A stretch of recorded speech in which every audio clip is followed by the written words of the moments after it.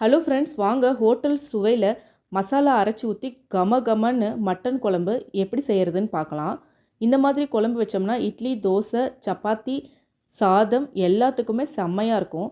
மட்டனை நல்லா கழுவி எடுத்துகிட்டு வந்துட்டு அது கூடவே உப்பு, மஞ்சள், மிளகு, ஜீரகம், இஞ்சி, பூண்டு, வெங்காயத்தை தட்டி போட்டு லோ ஃப்ளேமில் 5 விசில் விட்டோம்னா பஞ்சு போல் மட்டன் வெந்து வந்துடும்.